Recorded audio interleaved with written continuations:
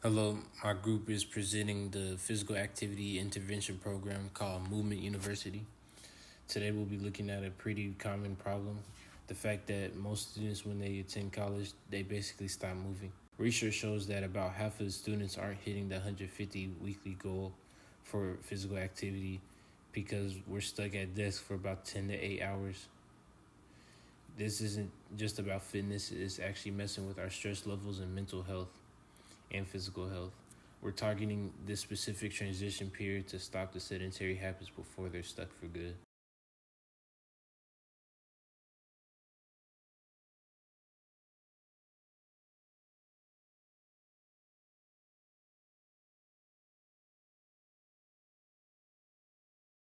To make this work, we're using the social cognitive theory, which is our environment and our confidence levels affect whether we work out. We're focusing on building self efficiency, basically helping students believe that they can actually fit in a workout even when they're slammed. We'll also use peer mentors so it feels more like a normal part of campus life rather than a chore. And our main goal is to get sedentary students to move 30% more over the semester. We've broken this down into three benchmarks. The first is by week 4, we want to see their confidence levels go up. By week 8, we're looking for consistent attendance in our short activity bursts. And by the end of week 12, we want to see at least 60% of the group to actually hit the 150 weekly mark. Hello. So our target population is going to be sedentary college students.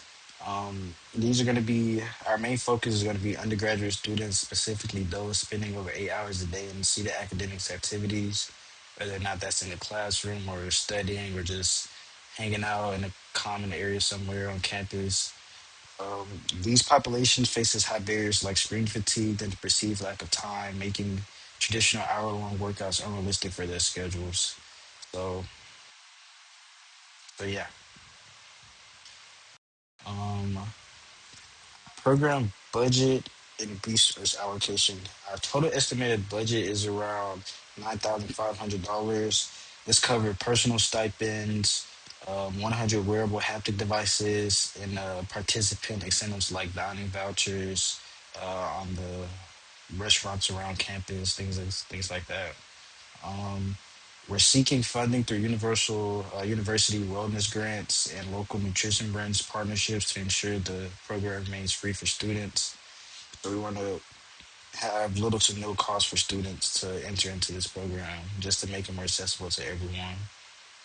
These are all the specifics of what we have, as you can see.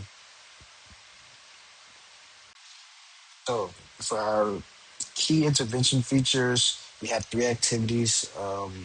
Our low impact hit steady breaks, our weekly walk and talk campus sessions, and our virtual meal prep workshop for commuters. We want to have a wide range of accessibility to all types of students. So we try to get as wide of an umbrella as possible. Specifically, what makes our program cutting edge is our gamified haptic feedback technology, which are wearable devices which provide physical nudges after 60 minutes of sitting, allowing students to earn active credits for campus rewards. So these are where those vouchers are going to come in, giving students incentives to get active and get moving. Moving into our core intervention strategy, we're operating at the community level. So instead of just targeting one student at a time, we're changing the culture of activity across the entire UH campuses. So we're focusing more on groups rather than just trying to reach out to individual people, getting them to join um, this program. Our strategy is built on the integration of technology and community support. So we want to use real-time behavioral nudges to break up just sedentary behavior and like sedentary academic sessions, just to remind students that they should be getting up and moving. Um, to define our measurement, we will utilize the instrument as our gold standard for assessing physical activity levels before and after the 10-week program is finished. So these are out here. Our intervention setting and environment. This program utilizes existing UH infrastructure, so the rec center. Um, for training, physical training, and student union rooms for workshops, just educating. Um, the setting builds upon our built-in community that we already have here. Students are familiar with it, and though we have planned for limitations like overcrowding and digital divide for students without smartphones, we have designed this to be accessible to as many people as possible through walking through campuses, just putting out information for flyers and things like that. Our program schedule and contingency planning. 10-week timeline begins with baselines assessments and a critical week 3 pilot test to refine our heritage technology, make sure everything is working correctly. Down here, it kind of details exactly what the main objectives for each week is going to be, and just like the main goals. Um, a major feature is our strategic adaptation for midterms, which is to prevent participation drops during high stress weeks. We provide 5-minute exam week express videos that students can do while studying. So just things that remind them of smaller things they can do around the room to just get them active and moving. So, for unexpected consequences and barriers that could come up in the program, which are college students being too busy, stressed, and tired, so they may not always want to participate, including some who may also lose motivation or not report their activity accurately. But to help with that, in the program, we would use simple movements like short walks, movement breaks, and realistic goals that would help fit into a student's daily routine. For the program implementation, we focus on how to spread the word and get students involved by using social media, flyers, emails, and or group chats to promote the program. And to encourage participation, we would offer small incentives like gift cards or raffle prizes. And we also looked at input from a community partner and a college student to make the program more flexible, simple, and affordable.